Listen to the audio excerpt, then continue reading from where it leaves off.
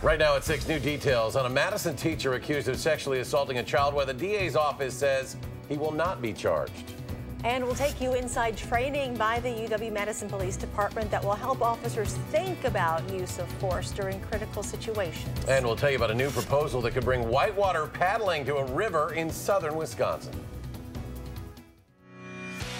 This is News 3 at 6. A Madison public school teacher accused of sexually assaulting a student will not be charged. Dane County District Attorney Ishmael Ozan says they will not prosecute 51-year-old Terry Fay. In a release, the DA's office says it determined that the evidence currently available is insufficient. Fay has been on administrative leave from his position as a 5th grade teacher at Leopold Elementary in Madison after the district learned about his arrest in October. According to a criminal complaint, the assault happened in 2012 when the student was 10. Officials said this decision is not final and that anyone with information regarding this case should contact the Madison Police Department's Special Victims Unit. The UW-Madison Police Department is the first police department in Dane County to go through a new type of de-escalation training. Only a handful of departments in the Midwest have done this. It aims to change the way officers think about use of force. News 3's Amanda Quintana is in the news center with those details. Well, yes, officers are already trained at the police academy to try to de-escalate any crisis situation. But this new training takes that a step further by giving them the tools and options on how to really do that, communicating and showing the person struggling that they care so they can get them the help that they need. No! Okay, Seeker. What can I do to help you? Very tired. You're tired? In this scenario, officers figure out how to help a man in a classroom going through a mental health crisis. They're trained to not just yell commands at him, but talk to him and try to understand why he's so upset. Although officers are not mental health professionals, they're trained to realize when someone is in crisis and how to help them calm down. They've kind of assessed the scene. They know that as things currently stand, things are stable enough that now is the time where we start engaging and having those conversations verbally, one human being to another human being, all looking for the same resolution. The department sent 5 officers to get certified in this training. It's called Integrating Communications Assessment and Tactics, or ICAT. Those officers are now training the entire department. Chief Kristen Roman says that this training came at the right time when there's a strain on the community and police relationship. And this could lead to more peaceful and safe resolutions. Amanda, thank you. A retired Fort Atkinson priest will go to trial on 6 counts of second-degree sexual assault of a child. 65-year-old William Nolan appeared in Jefferson County Court this morning. He was arrested in May by Fort Atkinson police on suspicion of sexually assaulting a boy for 5 years, beginning when the boy was just 12 years old. According to the criminal complaint, more than 100 assaults took place between February 2006 and the summer of 2010. The now 25-year-old victim reported the alleged incidents to police back in April. Well, when I initially asked him if he had, if there was a sexual relationship he had with the victim, he had an answer stating that he didn't, as far as he was concerned. Nolan was a priest at St. Joseph's Catholic Church from 2002 to 2007. He was also a retired priest in residence at Our Lady Queen of Peace in Madison until May. He is scheduled to be back in court July 12th. Police are investigating whether an incident last night involving paintballs hitting cars is related to incidents reported on Saturday. Madison police say 3 cars were hit with light blue paintballs yesterday. One mom was at an ATM drive-through near Mineral Point Road when her car was hit. According to police, splatter from one paintball ended up in the hair of her 6-year-old child. Another car was hit near Odana Road. A third driver said she had just passed the intersection with Odana Road while going south on South Gammon Road when her car was hit. Police said the suspect SUV is possibly a Chevrolet Equinox. On another pleasant early June day, plenty of sun out there. Let's check in with meteorologist Dave Caulfield. Dave?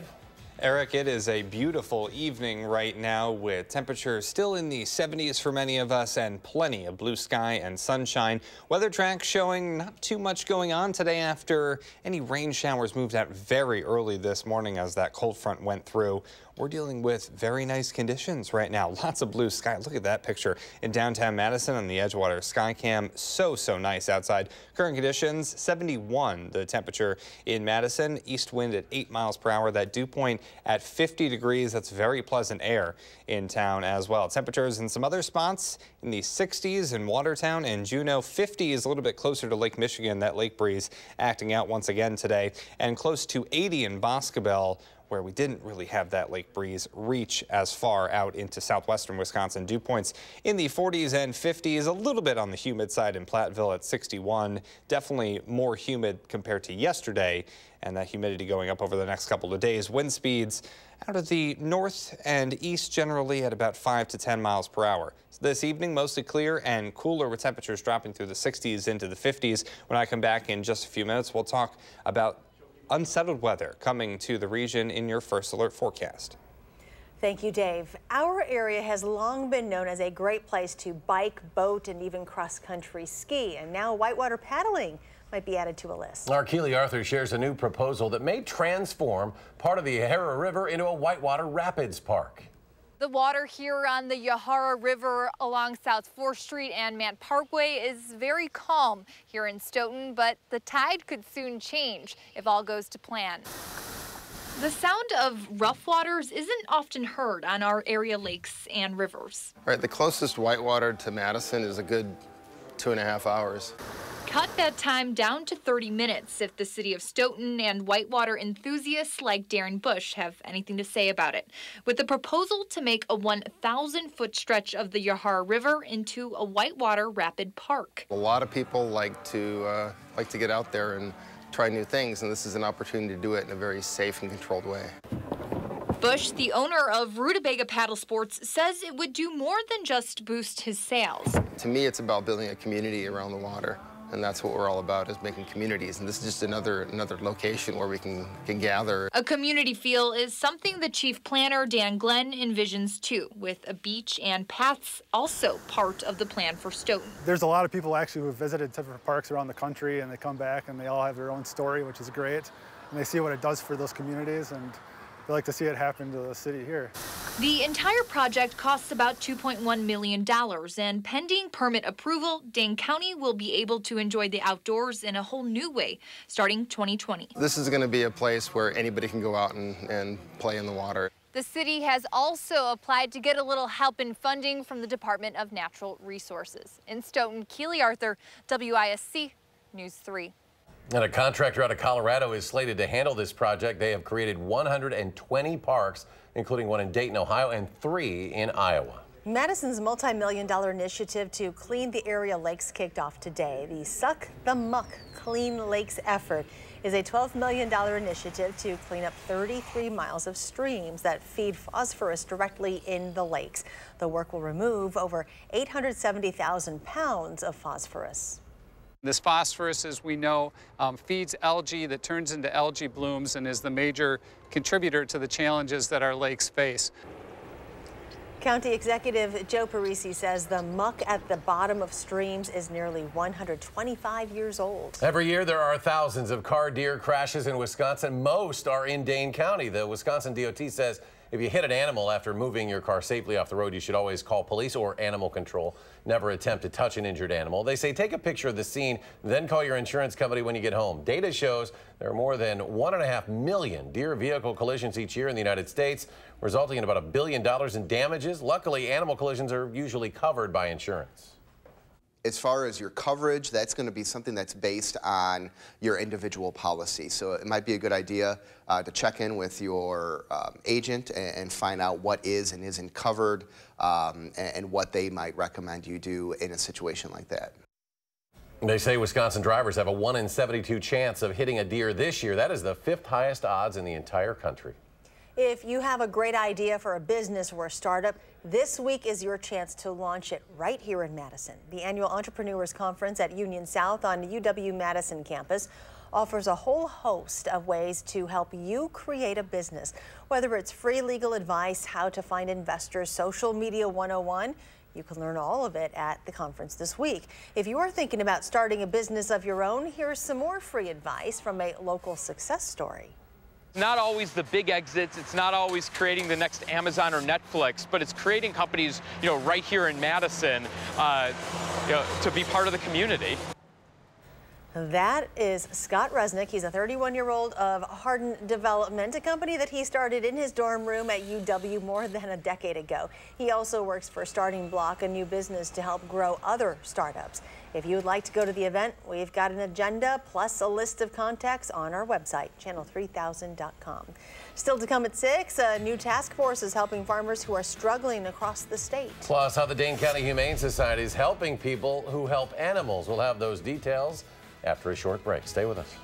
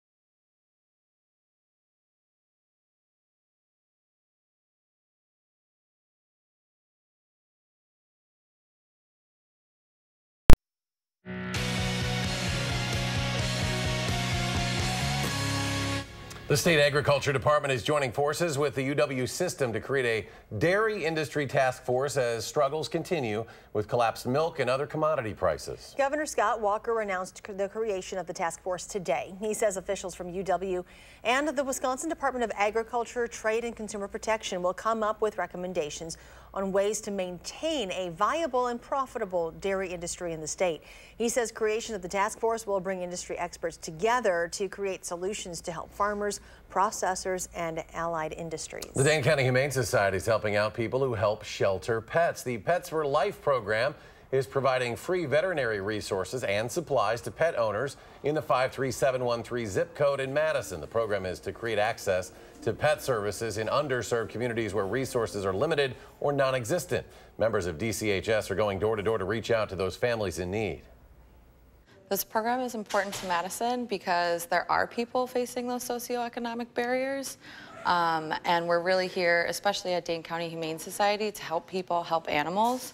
And so we're out there doing that in the foreground instead of reactively. Eventually, the Dane County Humane Society hopes to expand to have volunteers help with that program. Still ahead at 6, Middleton High School students received a bit of a surprise when they opened their diplomas. We'll tell you what it was. Plus, a circus-loving senior was visited by a few special friends today. We'll take you there. Slightly unsettled weather returns to southern Wisconsin, but temperatures don't look too hot over this week. I'll have your forecast in just a few minutes.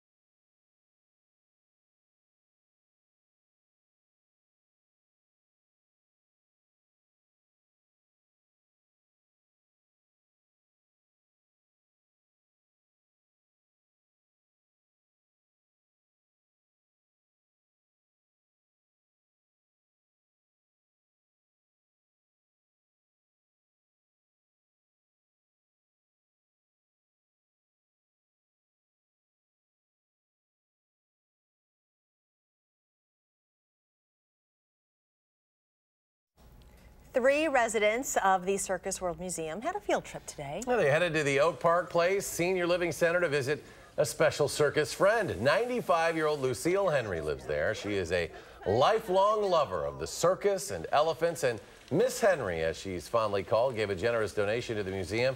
It was only appropriate that pachyderms Lisa, Becky, and Tracy came for a surprise visit. She's been an active Baraboo community member, and if you live here in Baraboo, you understand and you appreciate the heritage of the Ringling Brothers and of the circus of this hometown. Now tomorrow on Live at 4, you'll find out what Miss Henry did to receive such honored visitors, and wait until you see her response. Again, that is tomorrow on Live at 4. Well, hundreds of graduates in Middleton received a diploma with a little mystery inside on Sunday. Middleton Cross Plains Area School District spokesman says about 400 of the 500 area graduates received diplomas that had a drawing of a school, but it was not one in the district. It was of a mountainous landscape, including a middle section topped with what appears to be skylights, none of which describes the Middleton High School building on Bristol Street.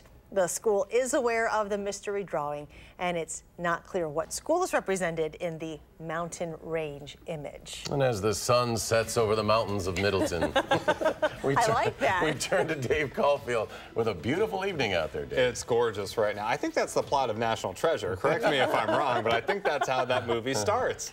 Very interesting. Hopefully people figure out the mystery. And we've been off to a less mysterious start to June compared to May with rainfall. Look at that, folks. 3.5 basically inches of rain started off the first 4 days of May. The first 4 days of this month, only 1/10 of an inch of rain.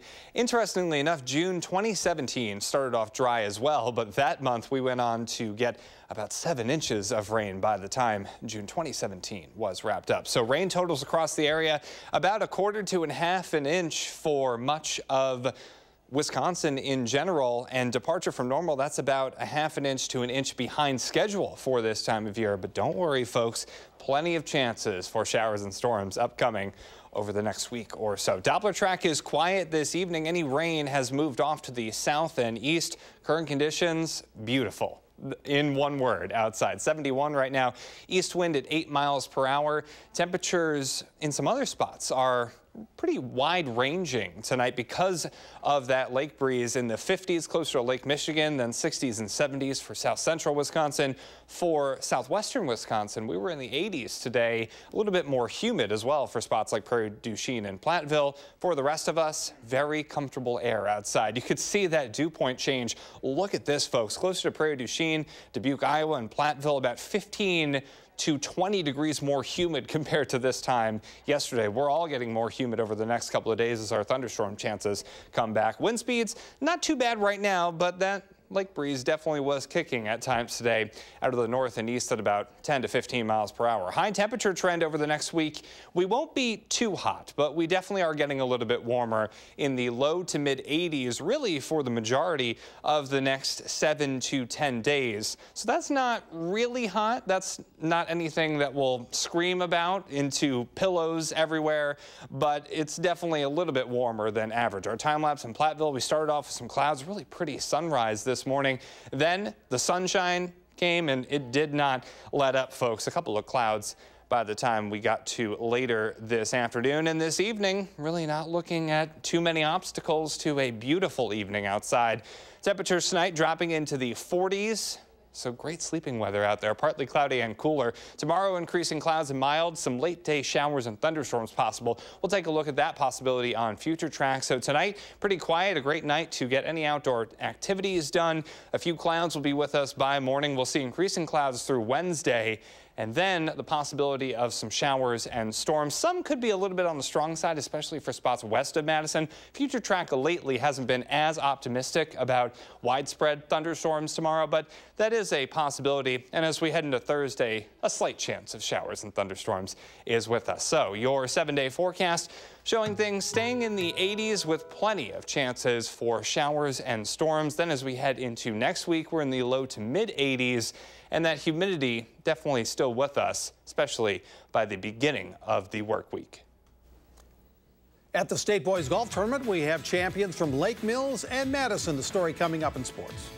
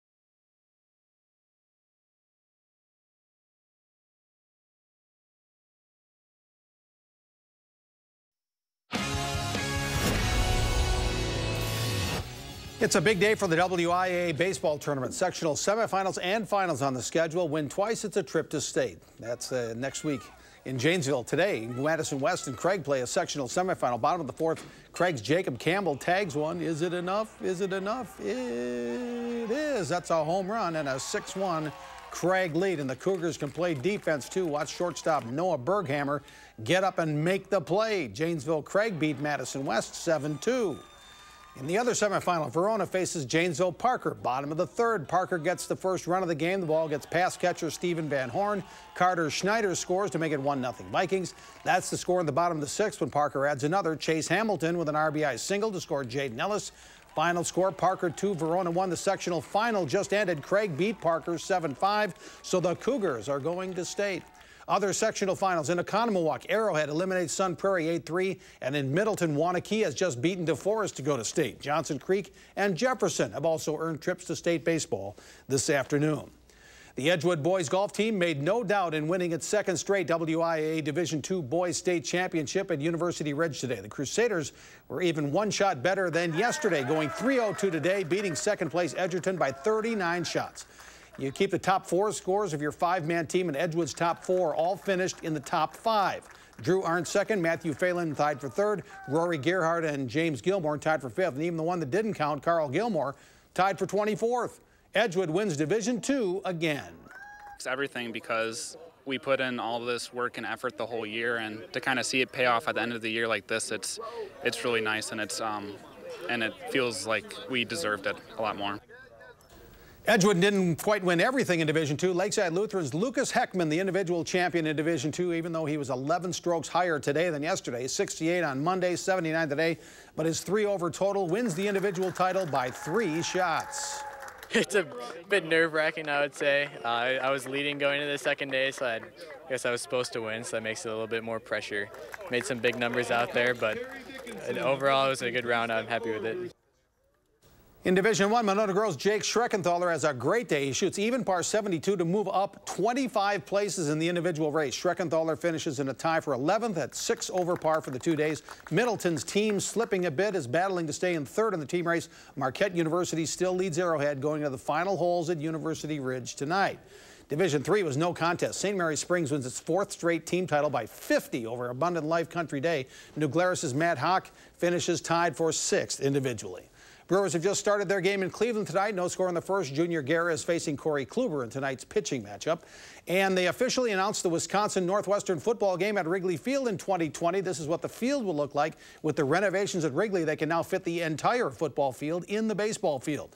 The last time they played a football game at Wrigley, you could only go one way on offense, but that'll be fun. Wasn't there concern that like guys were catching balls and running into the brick wall? Because it was about that much behind the end line, which when the Packers played there in the olden days, that's what it was. And you just played, but now there's safety concerns for some reason. Yeah, a lot of Badger fans will be eager to check that out. Final check, Dave? We are looking at a nice night tonight with temperatures in the 70s right now. But then as we head into tomorrow, temperatures will be in the 70s with a chance of showers and thunderstorms toward the evening hours. All right, Dave, thank you very much. Thanks for joining us for News 3 at 6. Have a great evening, and we'll see you back here at 10. Download the new Channel 3000 app and get alerted on your mobile device the minute news breaks. Wherever you go, be the first to know with Channel 3000.